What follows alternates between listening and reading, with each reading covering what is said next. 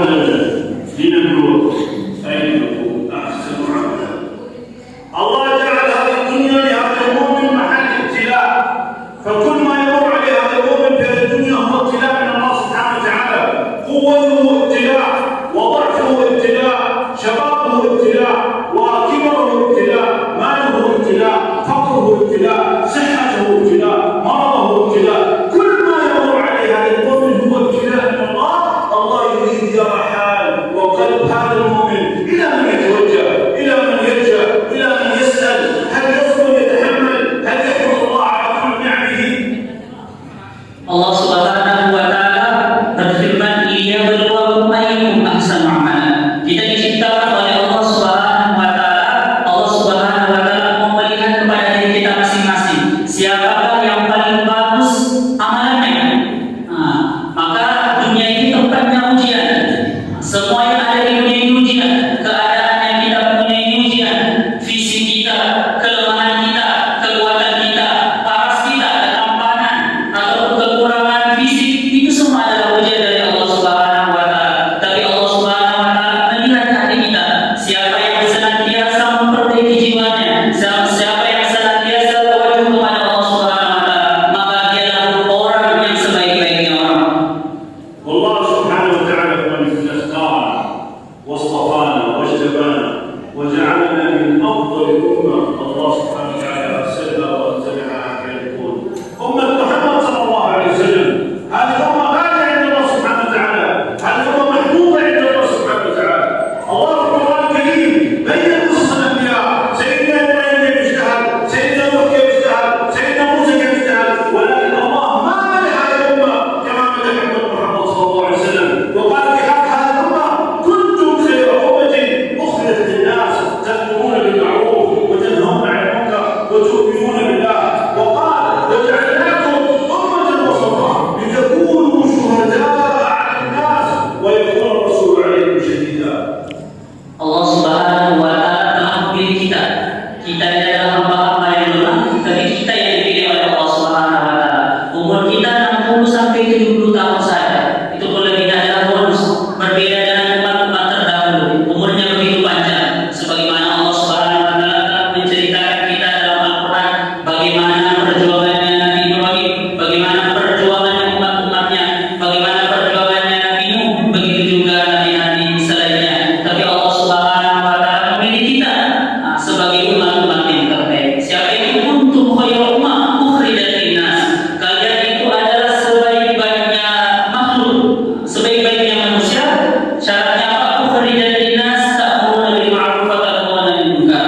Engkau keluar atau mendakwakan ini agama. Keluar mendakwakan ini agama, menyampaikan agama kepada manusia, menyampaikan mana yang benar, mana yang hak, mana yang dilarang oleh Allah Subhanahu wa taala. أحبابي في الله، من أسماء وصفات الله عز وجل العدل. الله العدل الذي لا يظلم. الله سبحانه وتعالى عدل لا يظلم. ولكن يوم القيامة يا إخواني في الله ننظر إلى هذه المسألة وهذا الحال. يوم القيامة الله سبحانه وتعالى يبعث أمة محمد أول أمة بعد الأنبياء، ويدخل هذه الأمة الجنة أول أمة بعد الأنبياء. لماذا يا إخواني في الله؟ هذه آخر أمة. والله العدل الذي لا يظلم. الله يحاسب هذه الأمة أول أمة بعد الأنبياء، ويدخل الجنة هذه الأمة بعد الأنبياء ببركة ديانة المصطفى صلى الله عليه وسلم. كل فرد من هذه الأمة هي نائبة عن الرسول صلى الله عليه وسلم. Allah Subhanahu wa taala mempunyai sifat adil. Inna Allah adil la yadhlim. Sesungguhnya Allah Subhanahu wa taala itu maha adil, tidaklah menzalimi hambanya. Kapan kita bisa lihat, kapan kita bisa betul-betul melihat keadaan Allah Subhanahu wa taala? Ketika kita sudah di akhirat kelak. Kita adalah umatnya baginda Nabi Muhammad sallallahu alaihi wasallam. Umurnya sangat pendek, tapi dikatakan umatnya baginda Nabi Muhammad sallallahu alaihi wasallam ini adalah umat terbaik dari segala umat sebelum-sebelumnya. Kenapa seperti ini? Karena keberkahannya baginda Nabi Muhammad sallallahu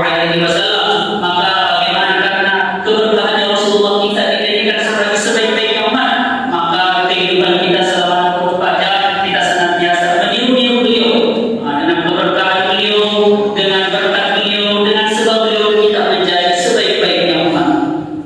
لذلك إخواني في هذه الأمة مسؤوليتين. أول مسؤولية كيف هذا الدين يحيا في أنفسنا، في حياتنا، في أولادنا، في بناتنا، في نسائنا. كيف هذا الدين كامل يحيا. ما يأتي الدين على مزاجنا ولا نريد نأخذ ولا نريد نأخذ، بل الدين كامل يحيا في حياتنا. والمسؤولية الثانية كيف ننشر هذا الخير وهذا الدين للعالم كله. Kita mempunyai dua tugas. Yang pertama, bagaimana agama ini hidup di dalam diri kita, hidup di dalam keluarga kita, hidup di dalam diri anak-anak kita, istri-istri kita, keluarga kita. Yang kedua, bagaimana agama ini hidup di seluruh alam. Maka inilah tugas kita sebagai umatnya Nabi Muhammad SAW, yaitu menghidupkan agama di seluruh alam, di dalam diri kita, di keluarga kita, begitu juga di seluruh alam. فلذلك بارك الله فيكم الصحابة رضوان الله عليهم فهموا هذا المقصد وفهموا هذه المسؤوليات وتحركوا في مشارق الأرض المغربية حتى وصلوا وراء نهرين السد ووصلوا ولاية الصين ووصلوا إلى شمال أفريقيا. كل هذه المناطق الصحابة ذهبوا إليها وقبورهم تشهد. وما كان عند الصحابة سيارات وطائرات، وما كان عند الصحابة متدربين. الحمد لله نحن نعرف تونسيا والشيخ سهل مترجم، ولكن الصحابه لما تحركوا ما كان عندهم مترجمين، فقط قالوا الناس كونوا مثلنا، راوا صفاتهم، راوا معاملاتهم مع اخواتهم، راوا دينهم واخلاقهم، فدخل الناس في الاسلام. فلذلك بارك الله فيكم هذه مسؤوليتنا. الدين ليس مسؤوليه اهل تونسيا ولا مسؤوليه اهل قطر ولا مسؤوليه اهل يعني دول معينه، بل مسؤوليه كل فرد من امه محمد صلى الله عليه وسلم. Semoga Allah Subhanahu wa taala memberkahi kita semua. Maka kita kalau menampak kilas kehidupan para sahabat terdahulu, maka kita lihat para sahabat itu disebar kemana-mana. Ada yang disebar ke Afrika, ke Cina, ke Yaman, di seluruh alam. Tapi mereka datang dalam keadaan tidak ada yang bisa menerjemahkan bahasanya. Beda sekarang, saya kata beliau bisa menerjemahkannya. Tetapi dulu para sahabat mendakwakan ini agama tanpa penerjemah. Hanya membawa satu kalimat, yaitu qulu la ilaha illallah tuflihun. Wahai para manusia, katakanlah la ilaha illallah, maka kalian semuanya akan beruntung.